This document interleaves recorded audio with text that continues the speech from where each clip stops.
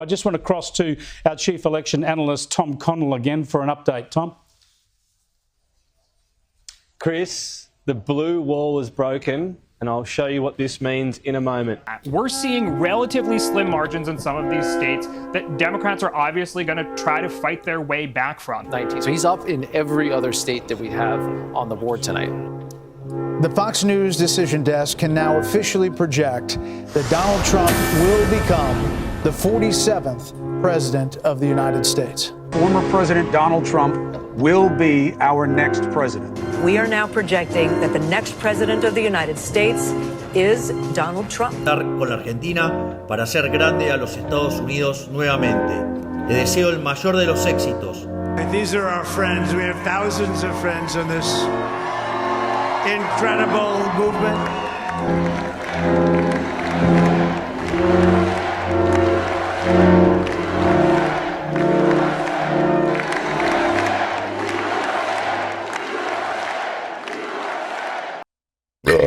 Jesus. So we had a 2024 election. Y'all already saw what happened. Y'all saw what went down. I've been thinking about a whole bunch of stuff that I've been thinking about. This video is just gonna be kind of me rambling, me sharing some thoughts on it. Specifically on one thing in particular. Specifically the fact that Gen Z men shifted 30 points to the fucking right during this election. Just that demographic. Other demographics also shifted a little to the right too. That's true, but ain't nothing like what they did what us Gen Z men did. So it's pretty easy to try to like attribute this shift in the voter base to just like the economy. You know, it's just, oh, you know, people are just gonna vote for whatever is gonna be better for the economy, or maybe just that they're dejected with or disappointed with how the current state of affairs or how the economy is currently going. They're not happy with that, so they're gonna be voting for just whatever is different, whatever the other option is, and that's pretty fair. You know, I can see where they're coming from for that. But two things, you know. One, I don't think that the shift in the voter base, specifically within the Gen Z demographic, would be shifting that extreme just because of the economy. You'd see, if it was just the economy, you'd see that general shift going everywhere. You know, you'd see that shift be a lot more consistent over all of the different demographics. So, and then two, I think that most people who know anything about the economy know that the pick that they went for was kind of not that great, you know? So there's been some pretty severe global inflation due to the COVID pandemic. You know, everyone was printing money. That makes sense. All the countries, fucking all of them, have been having some pretty major inflation. The U.S. though has actually been doing better than just about all of them. That's on record. And also at this point, our inflation has gone down pretty considerably. Our GDP is way up. We're doing pretty all right. Things don't feel the best yet, but you know, it's feeling pretty good. But somehow there is a difference in how people perceive the economy and how people perceive which candidate is going to be better than what is actually going to be the case. And so that's where I'm going to get down to why I think that Gen Z a little bit shifts so much further to the right. And I think that's going to be due to online content. I think that the younger men are going to be significantly more online than other generations, and specifically more online in terms of like watching like YouTube content or watching their political content through alt media, as in not the fucking news. They're watching Tim Pool, Andrew Tate, you know, Joe Rogan, this type of stuff. You know, as some of you might be, you know, some of the people watching. It kind of begs, you know, pointing this out, it begs the question: why are young men leaning towards right-wing media? What's going on with that? So I got some speculations, but this is just my opinion. So this is in my opinion the number one thing. This is the head honcho, and I think it's that fucking online, at least in left-leaning spaces, people hate men or are able to hate on men without consequence, if that makes sense. So I think this is probably an obvious statement to anyone who spent a significant amount of time online, especially in like leftist spaces. I think that anyone could take a view at a lot of like the zeitgeist and kind of get a sense that it's leaning one way versus the other. So also, sorry, I'm sick, by the way. So if my throat sounds a little tortured, if I sound a little sniffly, it's because I'm sick. So sorry. Online, have you guys ever seen how like short men are treated or talked about? Have you seen the jokes, the fibs, the gabs that are fucking sent towards short men? You know, I personally, I can't relate. I don't, thank fucking God I'm not short. But that, come on, anyone who's been online knows that short men get clowned on like with the force of like a demon. That shit is crazy. I got this fucking meme saved here. It's little screenshots from posts from r/short versus r/tall. Some of these ones on the short side, man, that shit is tough. r/short is becoming a r/am I ugly? We're going to miss out on great women. I'm tired of people telling me to consider therapy. Oh man, dude, come on. And then, you know, r/tall is just people being, you know, happy and living their life to the fullest. Also with bald men, another thing that I don't yet have to contend with. I got myself some hair, but you know, I don't know for how long I'm gonna have that. But if you've seen the bald jokes that go on online, that shit is fucking menacing. There's just a sheen on your head will get you clowned indefinitely. I've made bald jokes. They're pretty fucking funny. But that's only because I'm not bald, you know? I think it's probably the case that a lot of this humor that's directed at certain categories of people that are specifically only targeted towards men might be negatively impacting these men's self-confidence. I don't know though. That's just a theory. Another example here.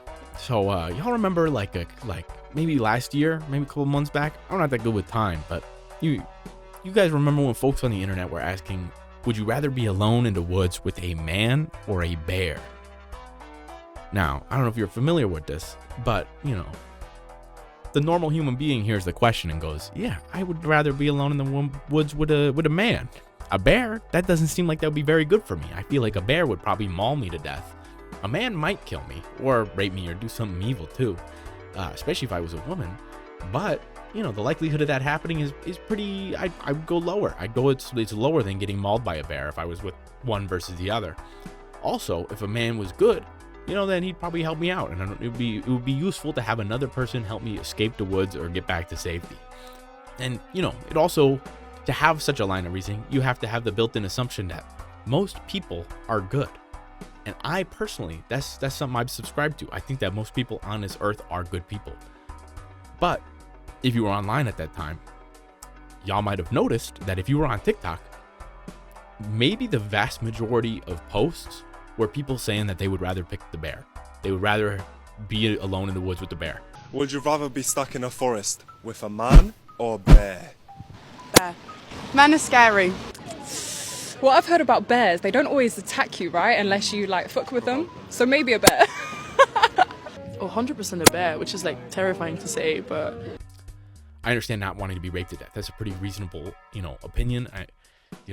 But if the only way in which you would make the assumption that you're more likely to get raped to death by a man than mauled by a bear is if you built into your mindset was that all men are rapists, or a significant majority of them are evil or would want to do harm to you. And I think that is a problem. It's fucked up that a huge majority of people have a perception that the majority of men are evil. That level of distrust or hatred or contempt, I think, indicates something about the public mindset about men. And I think that having this perception indicates a sort of general like misandry or sexism directed towards men. Something to consider is that I'm just to be clear, I'm not saying that sexism towards men happens more than sexism towards women. In fact, I would probably guess that the opposite is true. However, I think that sexism towards women often takes the form of more innocent ways, if that makes sense. I think people making jokes like, you know, like get back to the kitchen or make me a sandwich. That's like it's a fucked up joke. You probably shouldn't make that type of humor, especially because it's not that funny. That shit is outdated as fuck. But that's the thing, is that most people will perceive that joke as kind of outdated and, you know, kind of frowned upon. I think that most people would perceive that as like, come on, bro, you're being kind of sexist. But if someone makes a short men joke, or a bald men joke, or a men are incels joke, or a men are all rapists type of joke, as in the case of the bear thing, then you're yet again getting into issues where what you're doing is, you know, the types of humor that are targeted towards men are, one, significantly more accepted. Like, you did not see a lot of people going like, oh, guys, we need to stop talking about the man versus bear thing. That wasn't that, you know, people were just ranting about that and raving about that. If someone hears like a get back in the kitchen joke, you know, someone can just dismiss that in their mind and just be like, yeah, you know, that's just like sexism. But if someone made a tall joke and a guy pointed it out that like, hey, that's sexist, you know that motherfucker is getting ratioed on Twitter by someone calling them an incel. You know that's true. Come on. You know it's true. People don't hear a tall, short guy joke and be like, man, that's really sexist of you. You need to take a moment to reflect on yourself. People don't do that. You know, it's not something that really like happens in the current like discourse. And so what I'm saying is that misogynist jokes probably exist more, but I think that they're less hurtful because they're, you know, less targeted towards certain features that are unchangeable. And I think that they're also less accepted as compared to like, you know, a misandrist joke. Let me pull up a banger. Yes. Open this link. Look at this post. This is just, you know, 1 day ago. So this is sort of right after the election. This is on 2X chromosomes. This is kind of a femcel subreddit, if I'm being 100% honest. You know, and real quick, I'm gonna, you know, highlight this little thing on the bottom here where they say, you know, anyway, I guess I've hit the rage state of grief. So we got to take a moment and look at this person and be like, okay, well, you know, this person's very clearly upset. They're not happy with the results of the election, and they themselves feel very frustrated with the political system. And I understand that feeling. You know, I get that. It's a frustrating thing. And so I have a lot of sympathy for this person. I understand why they might be so frustrated. However, I'm so sick of seeing these alienated men posts. Do women have to baby and cater to men for the rest of existence to keep from being killed and raped by them? Oh, are you feeling left out? Well, might as well take away all my fucking rights then, if that makes you feel better. Like, I'm sorry men are lonely and feel abandoned by the Democrats, but because a party doesn't specifically openly talk about making you feel better, then fuck it. Yeah, you'll like to watch the world burn instead? Bro, do women have to baby and cater to men for the rest of existence to keep from being killed and raped by them? This goes back to the man-bear thing again. I'm gonna be honest. This whole like perception of men as killers and rapists is fucking crazy. Like this is like this level of vitriol towards a like half the population is not good. If your whole thing is like, I wish people voted for Kamala Harris at a greater extent, especially men, and I know that they have their issues that weren't catered to by this party and they were ignored by this party. Well, too bad. I fucking hate all of you because you're killers and rapists. Like that is the message that is being sent here. They have like absolutely zero empathy for men because they view them with this like extremely like dehumanizing lens. Like this is their understanding of what they think men are. Now, just to be clear, I'm not saying that you know, Gen Z voted for Trump because, you know, women picked the bear over men. Like that's obviously not what I'm saying. What I'm just trying to get at is that left-leaning platforms and online spaces have a lot of vitriol and hatred and contempt for men that is just kind of open. It's not a secret. It's not something that is like dog whistled about where it's like people are making suggestive comments. No, this is stuff that's pretty open, and you know, people just do not feel good about men. You know, there's a lot of reasons for why that might be the case that maybe we'll get into in a future episode. But what I'm trying to get at is that motherfuckers got to have a little bit more empathy, just all the way around, you know. But like, you cannot just abandon a huge, you know, half your fucking population. And I'm not kidding about like abandoning. I think that it's like, I think that people always put fucking quotations on male loneliness epidemic. People act like this shit is not real, you know? But like, look at these I'm pulling up the suicide stats, guys. It's happening. First of all, this is not what I'm talking about here, but I was just looking at this is by race. Bro, Native Americans have it rough. I wonder if it's because they're all on like reserves and like high gambling and like opiate areas or something like that. I don't know if that's why it's so high, but that's really high. This is what I'm looking at, y'all. Look at these fucking suicide rates. Look at this. Males make up 50% of the population, but nearly 80% of suicides. That's crazy. But also, just don't word your shit like this. I understand you're making a point, but you know, this, just don't do it. Just don't do it. Say that male suicides are like quadruple the amount of female suicides. Look at this shit. 23 versus 5.9 per 100% or 100K population. This is obviously indicative of something bad happening, you know? I think that anyone should be able to look at this and be like, that's fucking wrong. Like, this is weird. Like, we got to get these numbers down on the men's side. Maybe the crazies in the audience will say, we got to get these female numbers and pump them up, you know? I ain't saying that for sure. But everyone watching this, everyone seeing this, everybody who knows this piece of information should be able to recognize that there is something peculiar going on in which men are fucking killing themselves. And that should be recognized as a problem. You should just see that and be like, holy shit. That's scary. That's bad. This should not be happening. There's something going on. Something that might need to be addressed. But people don't want to talk about it. They don't want to address it. They don't want to think about it as like an issue that needs to be platformed or campaigned for. And even worse than that, people see it as a thing that's like, oh, this is the type of shit that's only brought up by the incels, you know? People on the internet, it's like, oh, you talk about male suicides? It's like, God, what a fucking loser. So just take a look at some of these tweets, just to kind of hammer it home. The fact that this shit is like, it's memed upon. It's a joke. It's male mental health is a gag. So this is the stats that I was referring to earlier about the fact that men shifted over 30 points, you know, going from 15, 13. And then banger response, you know, the male loneliness epidemic is deserved. Thank you, internet. This one. I hope the U.S. male loneliness epidemic hits all the Trump supporters hard and they all die sad and alone. X. I love the internet, you know? So, as to why there is the male loneliness epidemic, you know? Why that's the case, I don't really know. I don't have answers. I got speculations. I got guesses.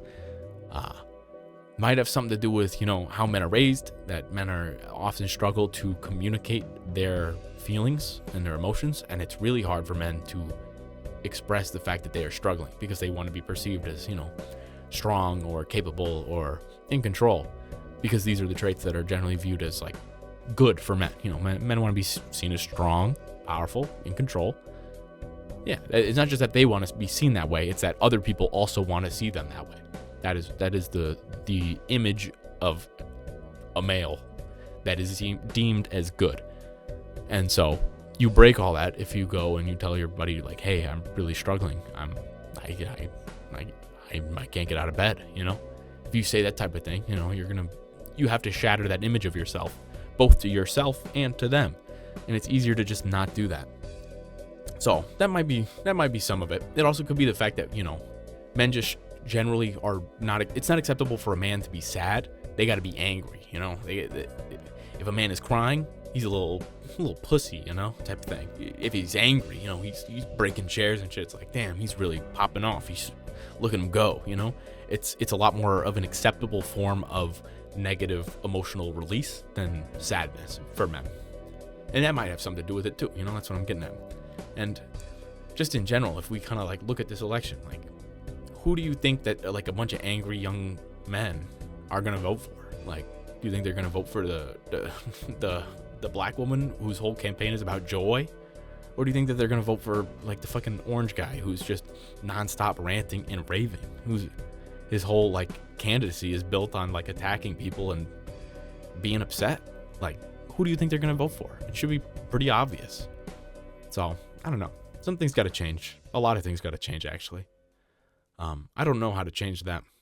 If you're watching this video and you are someone who is struggling in any type of way and you feel like you don't have a way out, please talk to someone. Please, there's someone in your life that you can talk to, whether it be your family, it be your friends. Maybe it's some dude on Discord. Maybe it's, you know, a therapist if you have the money for that. I know that can be a hard thing to do. I know that talking to someone can be a hard thing to do. But please reach out to someone if you are struggling. It will make it a lot better and things will get better. And if you have absolutely no one to talk to, you know, reach out to me. Message me in the comments. I ain't got no fucking viewers. I will respond to them. And I'll say what I can for you, you know? So, be good. Be well. Wish you all the best. You want me to be honest with you? I got a fucking headache.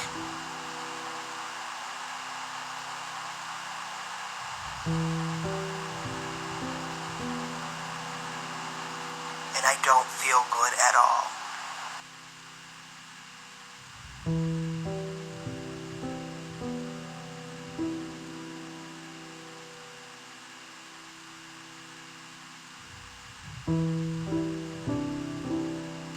But my headache is starting to go away right now.